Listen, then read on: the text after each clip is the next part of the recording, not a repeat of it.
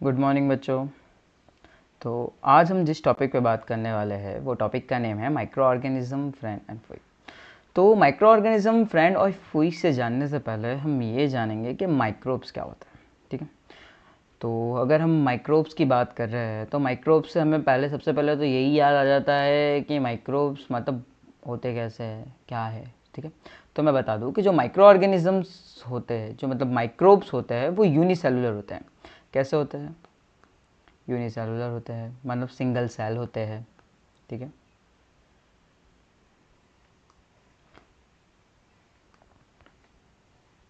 Single celled होते हैं और ये माइक्रोस्कोपिक होते हैं।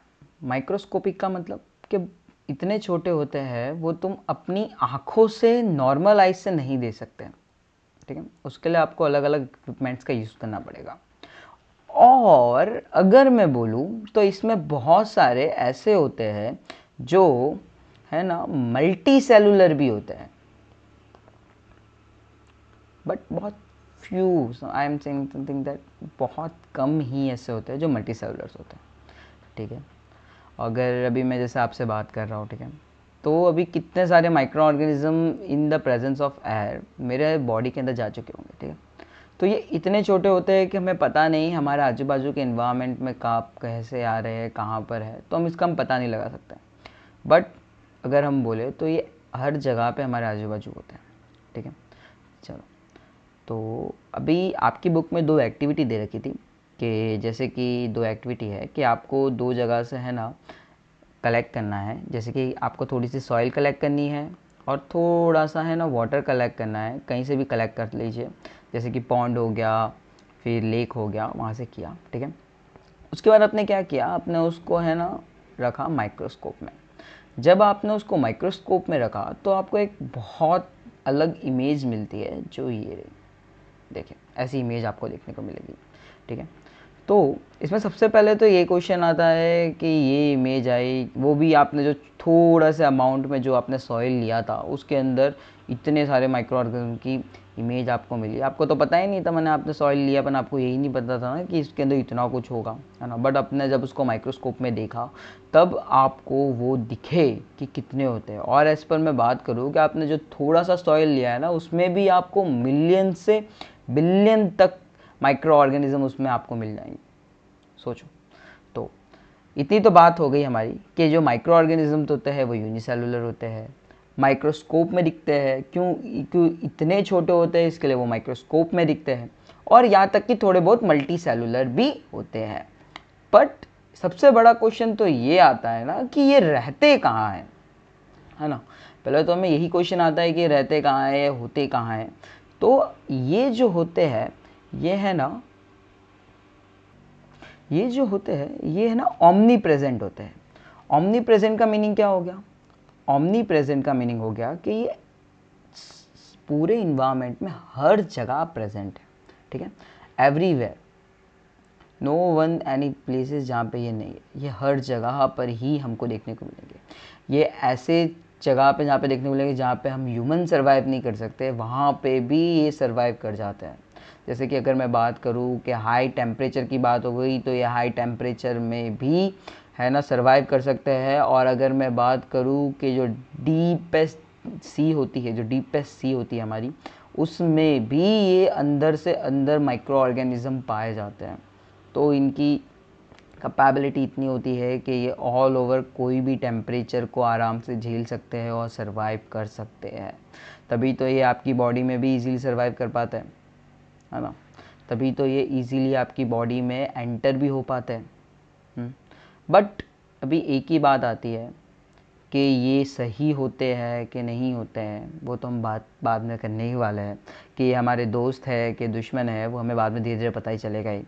और अगर मैं बात करूँ कि माइक्रोब्स की, ठीक है, तो माइक्रोब्स की अगर मैं बात करूँ तो ये माइक्रोब्स जो होते हैं, ठीक है, माइक्रोब्स जो होते हैं, मैं दिखाऊँ जो आपने इसके अंदर जो आपको ये इमेज दिखी थी, ये ही है आपके माइक्रोब्स। क्या है? यही है आपके माइक्रो ऑर्गेनिजम्स। माइक्रो ऑर्गेनिजम्स ये ऐसे ही होते हैं, बहुत फ्यू बहुत स्मॉल होते हैं, मल्टी सेलुलर और यूनिसेलुलर होते हैं, ठीक है।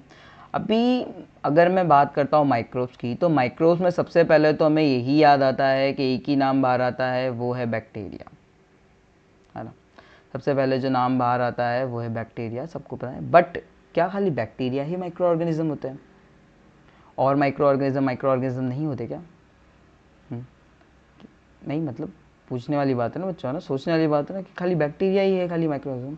तो इसका आंसर नो है, कि है ना कि बैक्टीरिया आर नॉट ओनली हम माइक्रो ऑर्गेनिजम्स, क्या है वो ही खाली माइक्रोब्स नहीं है, ठीक है।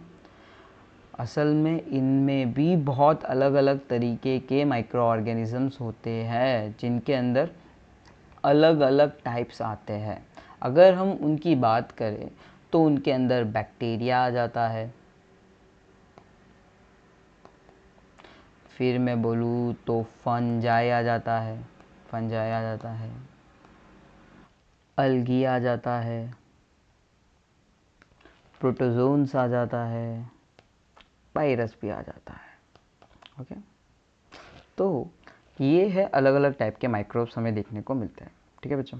अब इन माइक्रोब्स के अंदर भी और बहुत सारे सब डिवाइडेड पार्ट्स के अंदर बहुत माइक्रोब्स होते हैं, ठीक है। अभी हम उनके अंदर बात करेंगे। मैंने यहाँ कुछ फ़ोटोज़ भी आपके लिए ऐड की है जो आपको देख सको और आपको बता सकूँ। तो ये है, हमने आपके लिए कुछ फ़ोटोज़ निकाले हैं, जैसे कि ये जो आपको दिख रहा है ये है बैक्टीरिया,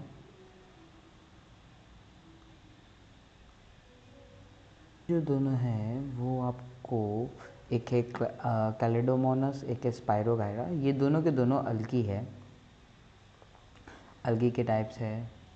फिर आपको अमोएबा और पैरामीशियम जो दिख रहे हैं वो प्रोटोजोन्स है। और अगर हम बात करें ये तीनों के तीन जो नीचे हैं ये तीनों फंगी है, ठीक है। तो आपको फ़ोटोज़ दिख रहे होंगे, एक बैक्टीरिया, दो अलगी, प्रोटोजोन्स और फंगी। इनकी अगर हम बात करें ये सारे के सारे है ना माइक्रोब्स हैं, ओके। लेट्स हम आगे इंट्रोड्यूस और करते हैं, उनके बारे में जानते हैं। माइक्रोब्स कहते हैं वो होता है वायरस। तो अभी गए हुए टाइम में हमें ये तो पता ही है वायरस कितना ज़्यादा है ना, मतलब इफ़ेक्टिव है। इफ़ेक्टिव मतलब बहुत ज़्यादा इफ़ेक्ट करके गया ना। एज हम बात करें कोरोना वायरस, है ना, तो कोरोना वायरस में जो वायरसेस है वो भी ऐसे ही वायरस होते हैं, ऐसे ही वायरस थे जिनके अंदर अलग अलग तरीके के वायरसेस के अंदर भी अलग अलग तरीके के वेरिएंट्स होते हैं और वो भी वेरिएंट्स लाते रहते थे। उनके अंदर वेरिएंट्स आ जाता है, म्यूटेशन हो रहा था। तो कैसे हो रहा था हम वो बात करेंगे, ठीक है। ये एक 3D इमेज है उसकी, वायरस की, ठीक है। अभी हम अगर मैं वायरस की बात करूँ तो वायरस जो होता है ना, ये इसको हम नॉन लिविंग और लिविंग सेल्स दोनों बोल सकते हैं, living and non living cells दोनों बोल सकते हैं।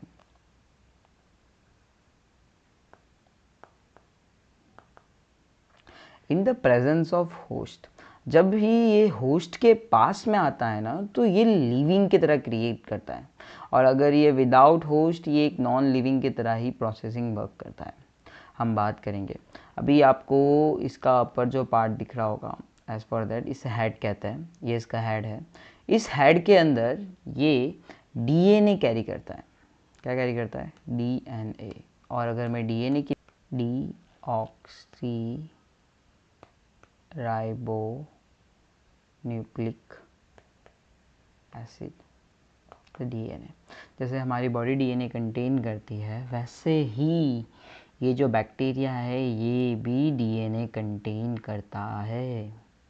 सॉरी, बैक्टीरिया नहीं, वायरस है वो भी डीएनए कंटेन करता है। बट ये जो डीएनए कंटेन करता है उस डीएनए को ये किस तरीके से प्रोसेस में लाता है उसके मैं बात करता हूँ, ठीक है, कि उसके अंदर किस तरीके से ये है ना पूरा का पूरा प्रोसेसिंग करता है। तो मैं बताता हूँ, जैसे कि आपको ये दिख रहा होगा कि ये जो वायरस है ये वैसे तो है ना नॉन लिविंग होता है। इन द प्रेजेंस ऑफ होस्ट में बात करूँ, थोड़े मेरे डायग्राम अच्छे नहीं हैं,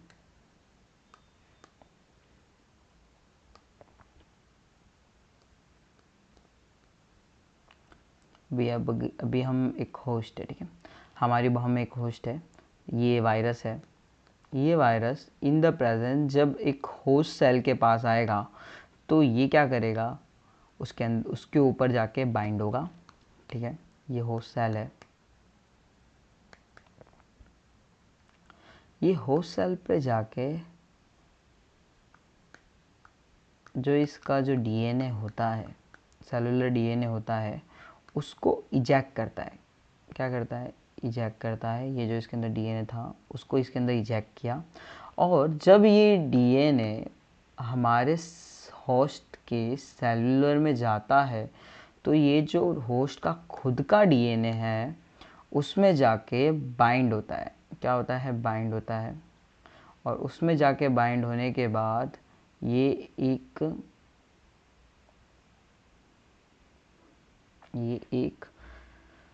जाके फिर ये क्या करता है, वहाँ पे जाके इसकी आगे की प्रोसेस करता है, और इसके आगे की प्रोसेस में ये अपने इसके जैसे बॉडी के पार्ट्स बनाता है। और बॉडी के पार्ट्स की बात करूँ तो ये उस डीएनए के सेल्स के अंदर, डीएनए के सेल्स के अंदर और बहुत सारे वायरसेस बनाता है, और बाद में ये हैच आउट होके बाहर निकल जाते हैं।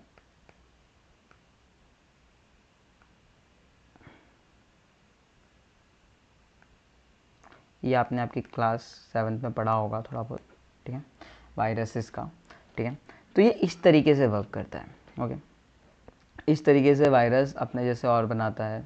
वैसे तो ये इन द प्रेजेंस नॉन लिविंग रहता है, जैसे ही वो होस्ट के करीब आता है, होस्ट से बाइंड होता है तो वो एक्टिव हो जाता है। वो एक्टिव होने के बाद उसका जो सेलुलर डीएनए था, उस डीएनए को वो अपना जो डीएनए था, उस डीएनए को वो in the presence of host cell के अंदर इजेक्ट करता है, और वो डीएनए है जो होस्ट का डीएनए होता है उससे जाके बाइंड होता है। और वो सेलुलर डीएनए जब बाइंड होता है तो वो हो जाता है कंटेमिनेटेड। अब जब वो सेल्स कंटेमिनेट होता है उसके बाद वो क्या करता है, उसके बाद वो उसके जैसे और बहुत सारे वायरसेस बनाता है। और जब वो वायरस रेडी हो जाते हैं वो उस सेल्स को ब्लास्ट करके हैच आउट होकर दूसरे और सेल्स की तरफ चले जाते हैं उसको इन्फेक्ट करने के लिए। इस तरीके से वायरस अपनी पूरी की पूरी लाइफ साइकिल चलाता है, ठीक है। चलो, तो ये तो हो गया हमारा इंट्रोडक्शन ऑफ माइक्रोब्स। तो अब हम बात करने वाले हैं माइक्रो ऑर्गेनिज्म के बारे में इन फ्रेंडली मैनर, कि वो हमारे क्या क्या हेल्प करते हैं, किस तरीके से वो हमारी मदद करते हैं हमारी डेली लाइफ में। तो हम उसके बारे में बात करेंगे। तो वैसे तो हमने देखा होगा कि माइक्रो ऑर्गेनिज्म बहुत यूज़फुल होते हैं। हम डेली लाइफ में हम बात करें तो अगर हमें दही बनानी होती है, हम जिसे कर्ड बोलते हैं, वो बनाने के लिए भी हम माइक्रो ऑर्गेनिजम्स की ही हेल्प लेते हैं। अब कैसे होता है वो मैं प्रोसेस आपको बताता हूँ, ठीक है। जो आपका मिल्क होता है, उस मिल्क के अंदर आप जो मिल्क लेके आते हो बाज़ार से, उस मिल्क के अंदर हम बात करें तो उस मिल्क के अंदर लैक्टोज होता है, ठीक है। हम क्या ऐड करते हैं, लैक्टोबैसिलस उसके अंदर पहले से होता ही है, ठीक है। हम उसके अंदर एडिशनली लैक्टोस ऐड करते हैं। क्या ऐड करते हैं, लैक्टोस ऐड करते हैं। तो ये लैक्टोस क्या करता है, ये जो लैक्टोस है, ये जो लैक्टोस आपने ऐड किया वो बनाएगा लैक्टिक एसिड। क्या बनाएगा, लैक्टिक एसिड बनाएगा। और जब ये लैक्टिक एसिड बनेगा तो ये लैक्टिक एसिड फॉर्म करेगा प्रोटीन कोगुलेट। क्या बनाएंगे, प्रोटीन के कोगुलेट। और देन फाइनली आपको मिलेगा कर्ड, ठीक है। माने आपके मिल्क में लैक्टोबैसिलस तो पहले से था ही, ठीक है। आपने थोड़ी सी अमाउंट में लैक्टोज ऐड किया, और वो लैक्टोज ने क्या किया, लैक्टिक एसिड क्रिएट किया। और जब वो लैक्टिक एसिड क्रिएट हुआ तो उस लैक्टिक एसिड ने जो लैक्टोबैसिलस थे, सारे के सारे लैक्टोबैसिलस के साथ मिलके क्या किया, क्या जनरेट किया, प्रोटीन कोगुलेट जनरेट किया, जिसके वजह से क्या बन गए, आपके थोड़े थोड़े कोगुलेट्स बन गए। हाँ, तभी तो दही आपकी देखो कैसी होती है, ठीक है। तो दैट्स वाई इस तरीके से आपका कर्ड का फॉर्मेशन होता है इन द मिल्क। हम बात करें तभी घर में देखा होगा मम्मी बोलती है ना कि दही के दूध के अंदर थोड़े से अमाउंट में दही डाल दो, या तो फिर है ना क्या बोलते हैं नींबू का रस डाल दो, तो वो फट जाएगा और दही बन जाएगी। तो आपके उस दही के प्रोसेस में ये सारे के सारे माइक्रो ऑर्गेनिज्म इस तरीके से मेहनत करते हैं। और आपने सुना भी होगा कि जो दही होती है वो आपकी डाइजेस्टिव के लिए भी बहुत अच्छी होती है, इन द टाइम डाइजेशन में भी बहुत हेल्प करती है, तो is a good for health also. चलो तो हम बात करते हैं, अब हम कर्ड के map that's we go for a bread formation. तो आपको पता होगा ब्रेड के लिए बेकर्स ईस्ट का इस्तेमाल होता है। बेकर्स ईस्ट मतलब ईस्ट का यूज़ होता है, ठीक है। बेकर्स ईस्ट सैक्रोमाइसिस कार्वेशिया एक बेकर्स ईस्ट है जिसका यूज़ होता है। अब ये ईस्ट का यूज़ क्यों होता है, तो ये ईस्ट का हम यूज़ इसलिए करते हैं क्योंकि हमें देखा होगा कि हमने कोई आटा गूंदा हो, आपने घर पे कभी आटा गूंदा हो तो देखा होगा कि वो फ्लॉफ़ी फ्लॉफ़ी हो जाता है ना। तो वो आटा फ्लॉफ़ी तो हुआ कैसे, उसके अंदर किस तरीके से, मतलब ऐसा क्या था जो उसके अंदर उसको एकदम फ्लॉपी कर दिया, माने कि वो एकदम फूल जाता है ना, तो किस तरीके से हुआ। तो हम इधर बात करते हैं, जो ईस्ट होता है ना वो क्या करता है, कोई भी कार्बोहाइड्रेट हम जब ईस्ट को ऐड करते हैं इन अ ब्रेड, हम जब ऐड करते हैं तो वो क्या करता है कि जो ब्रेड के अंदर कार्बोहाइड्रेट होता है उसको लेके वो क्या बनाता है, CO2 का प्रोसेस करता है। क्या ऑब्टेन करता है, CO2 कार्बन डाइऑक्साइड। तो ये कार्बन डाइऑक्साइड क्या करते हैं, ये कार्बन डाइऑक्साइड उसको फ्लॉफी करते हैं, क्या करते हैं, स्पॉन्जी और फ्लॉफी करते हैं आपके ब्रेड को। दैट्स वाई ईस्ट बहुत ज़्यादा यूज़ होता है, ठीक है। इसलिए वो है ना फॉर्मेशन के लिए ज़्यादातर यूज़ होता है ब्रेड बनाने के लिए। ठीक है, चलो let's we go for it, है ना। अभी मैं आपको बात करूँ तो ये तो हो गया, ठीक है। खाली ईस्ट बनाने के लिए यूज़ होता है नहीं खाली मतलब ये खाली उसके लिए यूज़ नहीं होता है, ये फर्मेंटेशन प्रोसेस अगर हम कराएं, ईस्ट अगर फर्मेंटेशन प्रोसेस हम करवा रहे हैं तो हम लोग अल्कोहल भी जनरेट कर सकते हैं और अगर हम अल्कोहल की बात करें तो फिर आ जाता है प्रोसेस फर्मेंटेशन। और फर्मेंटेशन में क्या होता है, फर्मेंटेशन में भी यही प्रोसेस हो रहा है, कार्बोहाइड्रेट से हम पूरा प्रोसेसिंग करवा रहे हैं, उसके अंदर का कार्बोहाइड्रेट लेके हम अल्कोहल जनरेट करवा रहे हैं, ठीक है। और वो जिस प्रोसेस जिसने दिया था वो प्रोसेस देने वाले हैं लुईस पास्चर, ये है लुईस पास्चर, फर्मेंटेशन प्रोसेस दिया था, ठीक है बच्चों।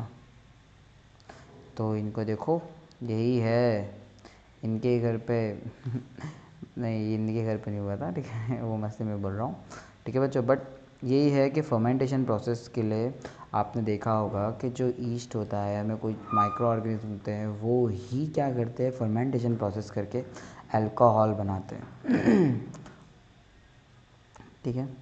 तो चलो अब हम आगे बढ़ते हैं, ये हमारा ब्रेड फॉर्मेशन प्रोसेस हो गया। Then we go for our another word. अब हम बात करें कि ये तो नॉर्मल वे हो गया कि नॉर्मल वे में हम बात करेंगे किस तरीके से ये पूरा का पूरा यूज़ होता है, ठीक है। अब हम जा रहे हैं कॉमर्शियल प्रोडक्शन के ऊपर। तो अगर हम कॉमर्शियल प्रोडक्शन की बात करें तो कॉमर्शियल प्रोडक्शन में क्या क्या आ जाएगा, आपका अल्कोहल आ जाएगा, विनेगर आपने घर में देखा होगा, विनेगर भी आ जाएगा, और साइट्रिक एसिड, ये भी हम कॉमर्शियल प्रोडक्ट से माइक्रो ऑर्गेनिज्म की मदद से बनाते हैं। और अगर विनेगर बोले तो ये भी एक एसिटिक एसिड है, क्या है ये, एक एसिटिक एसिड है, ठीक है। तो ये सब क्या होता है, ये सब फर्मेंटेशन प्रोसेस हो रहा है, अल्कोहल फर्मेंटेशन से बन रहा है, विनेगर है, विनेगर एसिटिक एसिड की वजह से बन रहा है, सिट्रिक एसिड आपको लेमन में भी मिलता है, और citric acid with the help of micro organisms हम बहुत ज़्यादा अमाउंट में सिट्रिक एसिड बनाते हैं, प्रोडक्शन भी करते हैं। तो ये कॉमर्शियल प्रोडक्शन के लिए भी बहुत ज़्यादा यूज़फुल है। और अगर मैं बात करूँ कि अगर ये कॉमर्शियल प्रोडक्शन के लिए इतना यूज़फुल है तो इसके साथ है ना ये और मोर प्रोसेसिंग के लिए भी बहुत ज़्यादा यूज़फुल रहता है, ठीक है। अभी हम इधर बात कर रहे हैं तो ये आप भाई साहब को देख रहे होंगे, अब ये भाई साहब कौन है, तो ये भाई साहब है हमारे अलेक्जेंडर फ्लेमिंग। इन्होंने क्या किया था, तो हम बात करेंगे, वैसे ये तो बहुत अच्छे इंसान हैं, बट इन्हीं ने ही पेनिसिलिन की डिस्कवरी की थी। पेनिसिलिन डिस्कवर की थी, वो भी गलती से की थी असल में। है ये वैसे बहुत होशियार है और बहुत ज़्यादा मतलब इन्होंने बहुत वर्क किए प्रोसेसिंग में, बट इन्होंने हुआ क्या था कि इनकी एक आदत थी कि ये है ना, जब भी मतलब काम करने के बाद है ना, वो जो पैटी डिश होती है उसको माने क्लीन नहीं करते थे, उसको वैसे ही छोड़ के चले जाते थे। तो या क्यों कि उन्होंने एक बार है ना कुछ माने के पैटी डिश क्रिएट की और वो 3 दिन के लिए कहीं बाहर चले गए, और जब वो आके उन्होंने देखा तो उनकी जो ये पैटी डिश थी उसके ऊपर एक ग्रीन कलर की, जो ग्रीन कलर की कुछ है ना माने कि ग्रोथ हो चुकी थी उनके पैटी डिश के ऊपर। और उन्होंने देखा कि उस ग्रीन कलर की जो ग्रोथ हुई है उसने है ना जितने भी माइक्रो ऑर्गेनिज्म उस पैटी डिश में थे सबको मार दिया, सबको किल कर दिया था। तो जब उन्होंने देखा तो उन्होंने उसके ऊपर रिसर्च की और बहुत टाइम पे लंबी रिसर्च के बाद उनको पता चला कि जो चीज़ वो ग्रीन पैचेस थे वो पैचेस और कुछ नहीं पेनिसिलिन था। क्या था? पेनिसिलिन। और तब उन्होंने फिर फाइंड किया पेनिसिलिन। और पेनिसिलिन तो आज, और सबसे ज़्यादा तो वर्ल्ड वॉर 1 में पेनिसिलिन कितना यूज़ हुआ था सबको पता है, पेनिसिलिन कितना मोरफुल यूज़फुल था। तो इसलिए तो पेनिसिलिन का इन्होंने इस तरीके से डिस्कवरी की। तो then we go for antibiotic production. ठीक है, अब हम और बात करेंगे तो एंटीबायोटिक प्रोडक्शन में आ जाते हैं। एंटीबायोटिक प्रोडक्शन में आ जाए तो हमारी फर्स्ट जो एंटीबायोटिक है तो वो तो सबको पता है पेनिसिलिन है।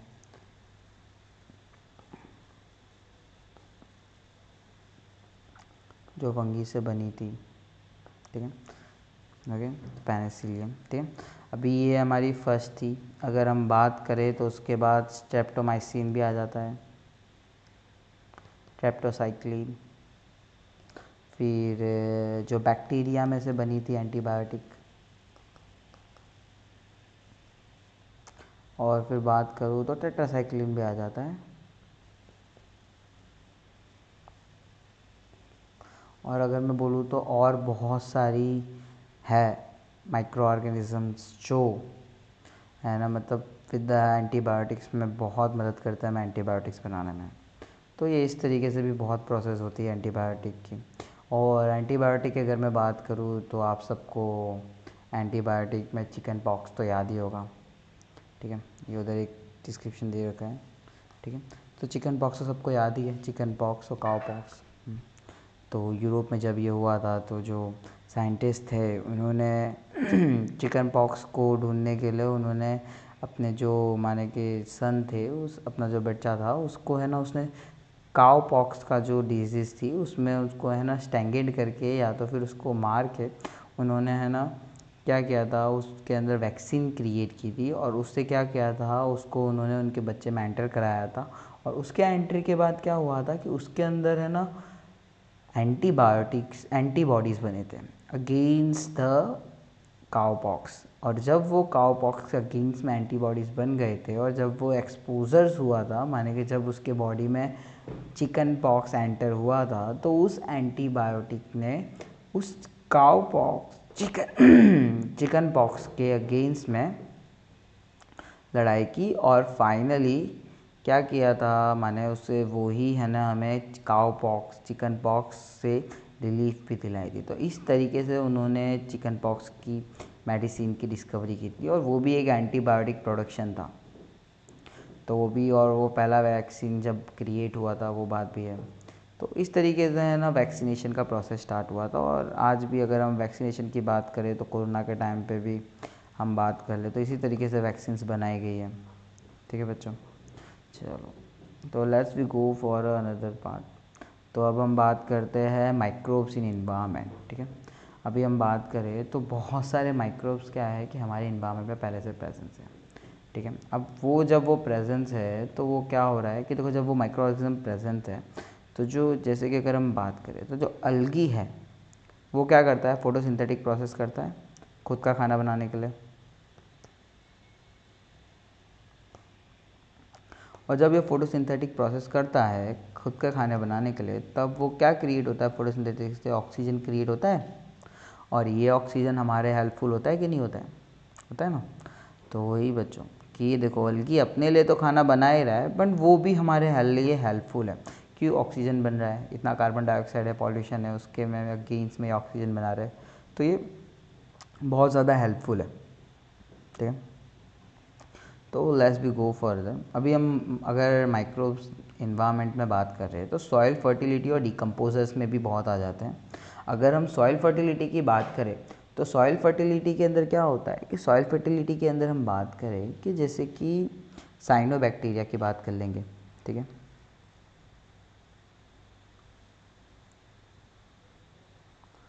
साइनोबैक्टीरिया। अभी ये साइनोबैक्टीरिया क्या है, तो ये जो साइनोबैक्टीरिया है ये क्या करता है, ये एटमॉस्फेयर में से है ना नाइट्रोजन लेता है। क्या लेता है, नाइट्रोजन लेता है, और किस में एंटर कराता है नाइट्रोजन को, टू द सॉइल, सॉइल के अंदर प्रोवाइड कराता है। अभी ये क्या हेल्प कर रहा है, ये माइक्रोबैक्टीरिया नाइट्रोजन को किस में एंटर करा रहा है, सॉइल्स में, और सॉइल से किसको मदद करेंगे, प्लांट्स को हेल्प करेंगे। ठीक है, नाइट्रोजन को कंडक्ट करने में। और वैसे ही अगर मैं बात करूँ तो जो सल्फ़र बैक्टीरिया है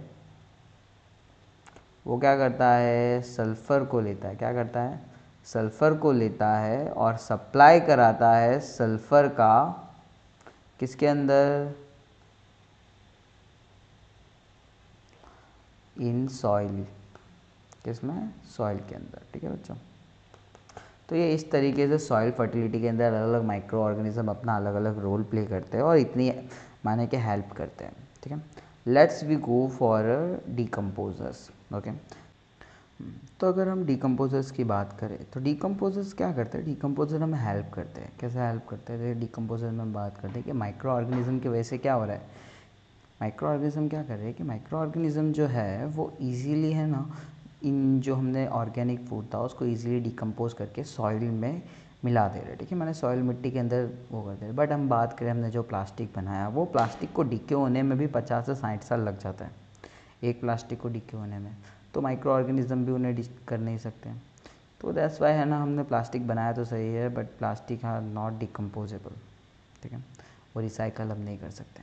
अब डिकम्पोजर्स करने के लिए भी ना कुछ माइक्रो ऑर्गेनिज्म मदद करते हैं। जिस जो कौन से माइक्रो ऑर्गेनिज्म मदद करते हैं, तो वो होते हैं सेप्रोफाइट माइक्रो ऑर्गेनिज्म। कैसे माइक्रो ऑर्गेनिज्म होते हैं, सेप्रोफाइट माइक्रो ऑर्गेनिजम्स होते हैं। ठीक है, अब ये सेप्रोफाइट माइक्रो ऑर्गेनिजम्स किस तरीके के माइक्रो ऑर्गेनिजम्स होते हैं, तो इनके अंदर भी माइक्रो ऑर्गेनिजम्स होते हैं। जैसे अलगी के अंदर भी सेप्रोफाइट्स होते हैं, अगर मैं बात करूँ तो फंगी के अंदर भी सेप्रोफाइट्स होते हैं, बैक्टीरिया के अंदर भी सेप्रोफाइट्स होते हैं। ठीक है, तो ये अलग अलग तरीके के सेप्रोफाइट माइक्रो ऑर्गेनिजम्स हेल्प करते हैं डिकम्पोज करने में। और ये डिकम्पोज कैसे करते हैं, तो ये कॉम्प्लेक्स सब्सटेंस जो होता है, जो कॉम्प्लेक्स सब्सटेंस होता है उसको ब्रेक कर देते। क्या कर देते हैं, ब्रेक करते हैं। और ब्रेक करने के बाद क्या होता है, जब उसको ब्रेक करते हैं तो वो सिंपलरली ब्रेक कर क्या करते, सिंपली क्या करते हैं, सिंपली